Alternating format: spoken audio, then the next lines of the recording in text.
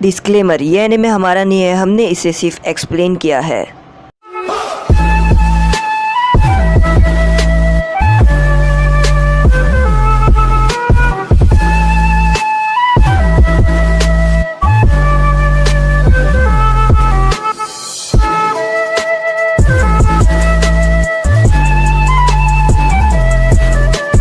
Episode के starting में हम देखते हैं जो थ्री टेल बीस्ट रहता है वो बहुत ज़्यादा गुस्से में आ जाता है और यहाँ पर सौकरा वो उन लोगों को अपने चाकरा और सभी लोग अपना चाकरा लगाते हैं और यहाँ पर वो थ्री टेल बीस्ट को सील कर रहे होते हैं। तभी थ्री टेल बीस्ट पानी के बाहर आ रहा होता है और वो बोलते हैं कि हमें उसे सील करना ही होगा अपनी पूरी ताकत लगा के। तभी यहाँ पर कीबा और बाकी सब खड़े रहते हैं, थ्री टेल बीस्ट को सील करते हुए देख रहे होते हैं और तभी अचानक से वो एक चीज़ देखते हैं और वो बोलते हैं कि ये क्या, अब इन लोगों ने अपने आप को तीनों को एक साथ कैसे जोड़ दिया और आखिर इतना मार खाने के बाद भी ये जिंदा कैसे है। और वो बोलते हैं कि हम अभी भी बहुत ज़्यादा ताकतवर है और अगर तुम्हें हमें हराना है तो हमसे मुकाबला करो। और यहाँ पर वो लोग अपने कर्स मार्क को वापस से एक्टिवेट करते हैं और तीनों एक साथ कंबाइन हो जाते हैं और वो अपने हाथ से अचानक से हमला कर रहे होते हैं। तो काकाशी सेंसे बोलते हैं कि हमें सीलिंग टीम को बचा के रखना होगा। यहाँ पर कुरन जो युकिमारू रहता है उसको साइड में लेकर जा रही होती है। काबूटो को देखकर सभी चौंक जाते हैं कि काबूटो आखिरकार कुरन के रेंजी के मास्क में कहाँ से आया। और नारुतो बोलता है कि आखिर तुम वहाँ पर इसके मास्क में क्या कर रहे थे। तो काबूटो बताता है जो रेंजी था वो मेरे से मिशन नहीं ले रहा था और वो कहता है कि मुझे ओरोचिमारू से मिशन चाहिए। तो मुझे बहुत ज़्यादा गुस्सा आया और इसलिए मैंने उसको अपना एक एक्सपेरिमेंट बना दिया और अपने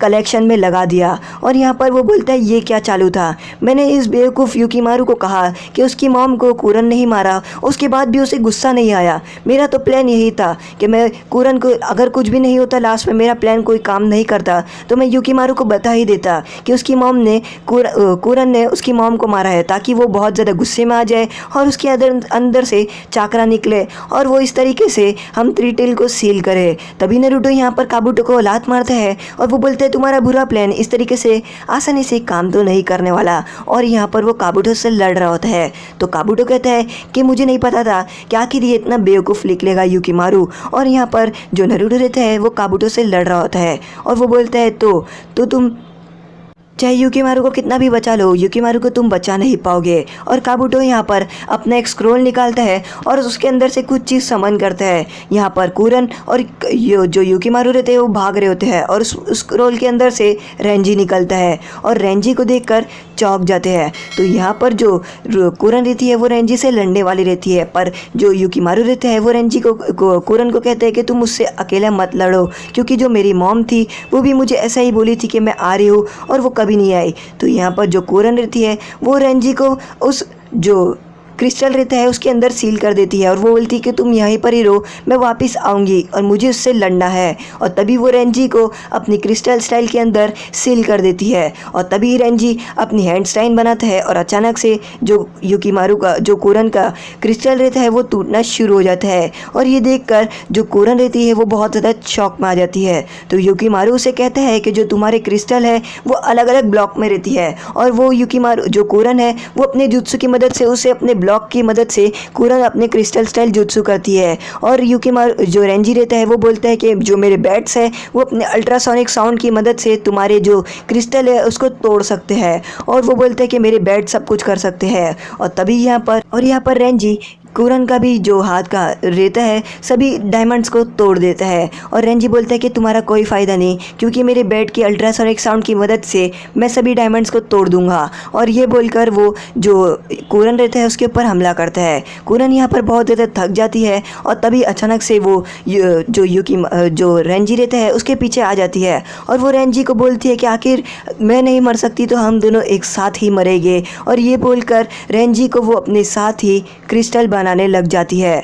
और यहाँ पर जो कुरन रहती है वो रेंजी को अपने साथ क्रिस्टल बना देती है। तो यहाँ पर जो युकिमारू रहता है वो बोलता है तुमने ये क्या किया कुरन, तुमने कहा था कि तुम हमेशा मेरे साथ रहोगी तो तुमने अपने आप को क्रिस्टल क्यों बना दिया। और तभी यहाँ पर जो कुरन रहती है उसका क्रिस्टल पानी में गिरने वाला रहता है और रेंजी उसे बचा रहा होता है, जो युकिमारू रहता है उसे बचा रहा होता है, पर युकिमारू उसे बचा नहीं पा रहा होता है और जो कुरन का क्रिस्टल रहता है वो पानी में गिर जाता है। और यहाँ पर युकिमारू अपने क्रिस्टल को देखता है जो उसे कुरन ने दी होती है और वो क्रिस्टल टूट जाता है। नारुतो ये देखकर बहुत ही ज़्यादा चौंक जाता है कि जो कुरन है उसने वादा किया था कि वो हमेशा युकीमारू के साथ ही रहेगी, पर नहीं रही। और तभी अचानक से जो युकीमारू रहता है वो अपने गुस्से में आ जाता है और वो इतना गुस्से में आ जाता है कि वो पहले से भी ज़्यादा गुस्से में हो जाता है। और तभी यहाँ पर जो थ्री टेल बीस्ट रहता है उसकी पावर बढ़ना शुरू हो जाती है और उसके पावर कोई और नहीं वो युकीमारू ही दे रहा होता है। युकीमारू अपनी पावर थ्री टेल बीस्ट को दे रहा होता है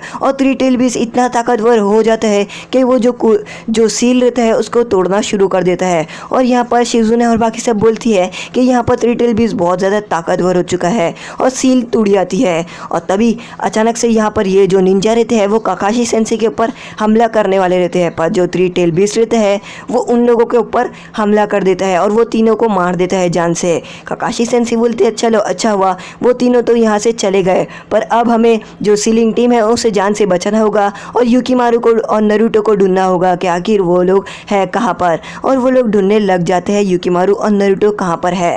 नारुतो यहाँ पर युकीमारू को देखता है कि युकीमारू बहुत ही ज़्यादा गुस्से में रहता है और उसके बदन से बहुत ज़्यादा चाकरा निकल रहा होता है। युकीमारू अपने आउट ऑफ कंट्रोल हो जाता है क्योंकि कुरन मर चुकी होती है और काबूटो बोलता है मैं यही तो चाहता था ताकि ऐसा कुछ हो और उसके बाद मैं थ्री टेल बीस्ट बाहर आ जाए और आज़ाद हो जाए। और ये बोलकर वहाँ से काबूटो चले जाता है और जो यहाँ पर युकीमारू रहता है वो ज़ोर से चिल्ला रहा होता है और वो बिल्कुल एक सुपर सीएन लग रहा होता है। तभी यहाँ पर जो नारुतो रहता है वो कुरन को बोलता है कि युकीमारू को कहता है कि हे युकीमारू अपने होश में आओ, तुम ये सब नहीं कर सकते हो, कुरन मर चुकी है पर तुम अब पूरी दुनिया को तबाह नहीं कर सकते। और वो उसे कह रहा होता है। तभी यहाँ पर जो थ्री टेल बीस्ट रहता है वो युकीमारू की तरफ बढ़ रहा होता है और नारुतो ये देख लेता है। तभी यहाँ पर जो थ्री टेल बीस्ट रहता है वो बहुत ज़्यादा गुस्से में रहता है और वो युकीमारू की तरफ ही बढ़ रहा होता है। नारुतो बोलते हैं मुझे कुछ ना कुछ करना होगा ताकि मैं उस थ्री टेल बीस्ट को रोक पाऊँ। और काबूटो यहाँ पर खड़े होकर पीछे से सब कुछ देख रहा होता है। तभी यहाँ पर नारुतो अपने बहुत सारे शैडो क्लोन बनाता है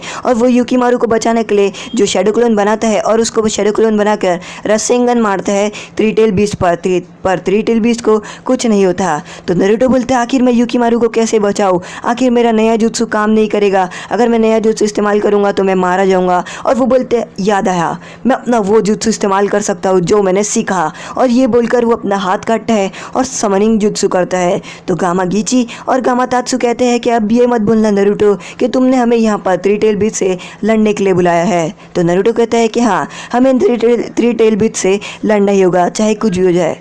और यहाँ पर नारुतो गामागीची और गामातात्सु को कहता है कि हमें थ्री टेल बीस्ट के ऊपर अपना नया जुत्सु इस्तेमाल करना होगा। तो गामागीची कहता है कि एक वाटर वाले थ्री टेल बीस्ट के ऊपर हमारा वाटर गन तो कभी भी इस्तेमाल होगा ही नहीं और उसे कुछ फ़र्क भी नहीं पड़ेगा, इसके लिए फायर की ज़रूरत है, नारुतो कहता है। तो यहाँ पर नारुतो को याद आता है जहाँ पर कैप्टन यामाटो उसको सिखाते हैं कि एक अगर जुत्सु के प्लस पॉइंट होते हैं तो माइनस पॉइंट भी होते हैं, यानी जो थंडर जुत्सु रहता है वो वाटर के सामने जीत जाता है और ऐसा सब बता रहे होते हैं। तो वो सब नारुतो को याद आता है। तो यहाँ पर वो बोलता है कि आप क्या कर सकते हैं, फायर जुत्सु भी नहीं कर सकते क्योंकि ये वाटर टाइप है। और उतने में वो जो गामागीची रहता है वो बोलता है हाँ हम फायर जुत्सु कर सकते हैं। फायर जुत्सु हम तब कर सकते हैं जब हम अपने उसके ऊपर अपना फायर ऑयल छिड़केंगे और उसके ऊपर अपना फायर जुत्सु कर। गामागीची कहता है कि हमारा फायर जुत्सु इस्तेमाल होगा जब हम उसके ऊपर अपना ऑयल छिड़केंगे। तो नारुतो बोलते हैं हाँ उसके बाद तो हम कर पाएंगे, पर किसी को फायर जुत्सु तो आता ही नहीं है। तो गामागीची कहता है कि मुझे आता है, मुझे फायर जुत्सु आता है। तो नारुतो बोलते हैं तुमने मुझे पहले क्यों नहीं बताया,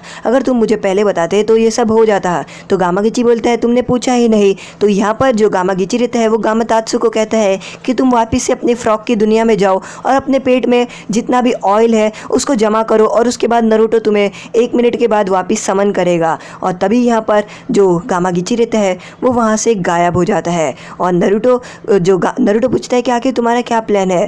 तो जो गामागीची रहता है वो बोलता है कि नारुतो जब गामातात्सु अपने पेट में ऑयल भर के आएगा तो तुम ऑयल को वाटर की तरह इस्तेमाल करना और जो थ्री टेल है उसके ऊपर हमला करना और उसके बाद मैं अपना फायर जुत्सु इस्तेमाल करूंगा जिसके बाद वो बहुत ज़्यादा ताकतवर हो जाएगा और इस तरीके से हम जीत जाएंगे। और वो नारुतो को कहता है कि चलो अब गामागीची को समन करो, अब उसने तो ऑयल अपने पेट में बहुत ज़्यादा ले ही लिया होगा। और तभी यहाँ पर जो नारुतो है वो देख रहा होता है युकीमारू को और वो सोच रहा होता है कि युकीमारू को मैं किसी तरीके से तो बाहर निकाल के ही रहूँगा। और तभी यहाँ पर वो वापस से गामागीची को समन करता है, गामातात्सु को। तो गामागीची गामातात्सु को कहता है कि तुमने ऑयल पी लिया। तो गामातात्सु कहता है कि हाँ, मैंने सभी ऑयल अपने पेट में भर लिया हूँ।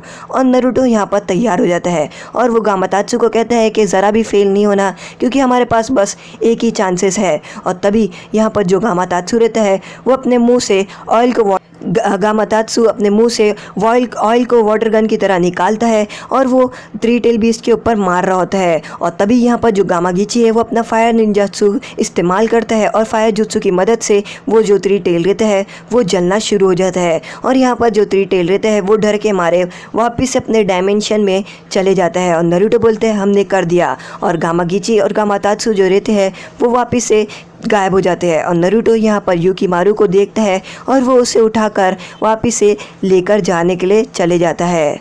और नारुतो यहाँ पर युकीमारू का जो क्रिस्टल रहता है वो भी साथ ही साथ उठा लेता है और वो क्रिस्टल को देखता है नारुतो, तो वो क्रिस्टल बहुत ही ज़्यादा बुरी तरीके से टूट चुका होता है। तो नारुतो को लगता है कि जो कुरन है वो मर चुकी है।